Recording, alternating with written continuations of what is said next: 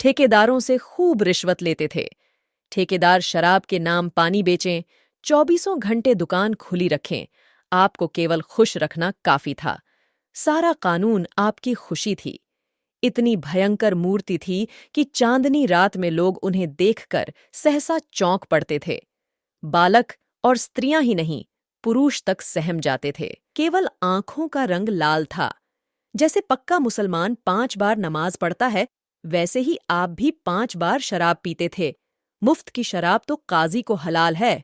फिर आप तो शराब के अफसर ही थे, जितनी चाहें पिएं। कोई हाथ पकड़ने वाला न था।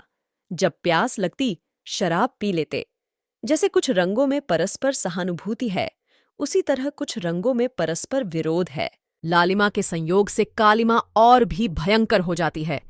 बाबू साहब ने पंडित जी को देखते ही कुर्सी से उठकर कहा, अक्खा, आप हैं? आइए आइए। धन्य भाग। अरे कोई है? कहाँ चले गए सबके सब? झगड़ू, गुड़दीन, छकौड़ी, भवानी, रामगुलाम कोई है? क्या सबके सब मर गए? चलो रामगुलाम, भवानी, छकौड़ी, गुड़दीन, झगड़ू। कोई नहीं बोलता। सब मर गए।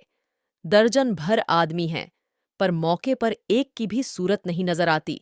न जाने सब कहाँ गायब हो जाते हैं। आपके वास्ते कुर्सी लाओ। बाबू साहब ने ये 5 नाम कई बार दोहराए, लेकिन यह न हुआ कि पंखा झलने वाले दोनों आदमियों में से किसी को कुर्सी लाने को भेज देते।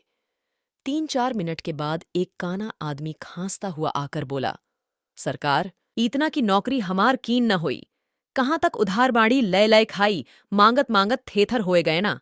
भाल, बको मत, जाकर कुर्सी लाओ। जब कोई काम करने की कहा गया तो रोने लगता है। कहिए पंडितजी, वहां सब कुशल है? मोटेराम, क्या कुशल कहूं बाबूजी, अब कुशल कहाँ, सारा घर मिट्टी में मिल गया। इतने में कहार ने एक टूटा हुआ चीड़ का संदूक लाकर रख दिया और बोला। पंडित जी शर्माते हुए डरते डरते उस पर बैठे कि कहीं टूट न जाए, और कल्याणी का पत्र बाबू साहब के हाथ में रख दिया। भाल, अब और कैसे मिट्टी में मिलेगा? इससे बड़ी और कौन विपत्ति पड़ेगी? बाबू उदय भानुलाल से मेरी पुरानी दोस्ती थी। आदमी नहीं, हीरा था। क्या दिल था, क्या हिम्मत थी। आंखें पोंछकर मेरा तो जैसे दाहिना हाथ ही कट गया। विश्वास मानिए, जब से यह खबर सुनी है, आंखों में अंधेरा सा छा गया है। खाने बैठता हूं तो कौर मुंह में नहीं जाता। उनकी सूरत आंखों के सामने खड़ी रहती है।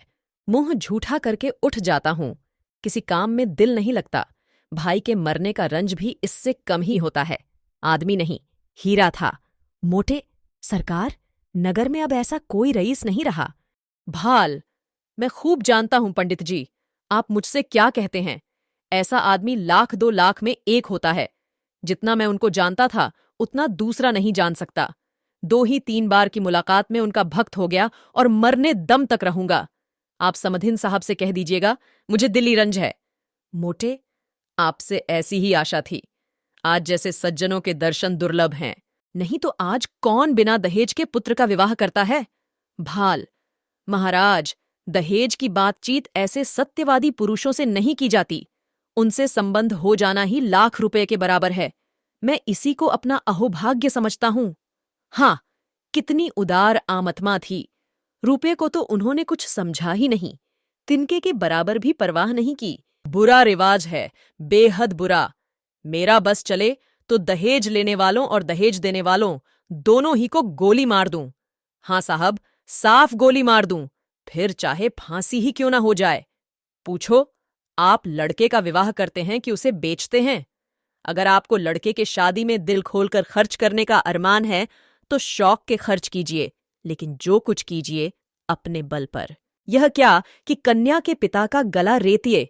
नीचता है, घोर नीचता। मेरा बस चले तो इन पाजियों को गोली मार दूं। मोटे, धन्य हो सरकार, भगवान ने आपको बड़ी बुद्धि दी है। यह धर्म का प्रताप है। मालकिन की इच्छा है कि विवाह का मुहूर्त वहीं रहे, और तो उन्होंने सारी बातें पत्र में लिख दी हैं। बस अब आप ही उबारें तो हम उबर सकते हैं।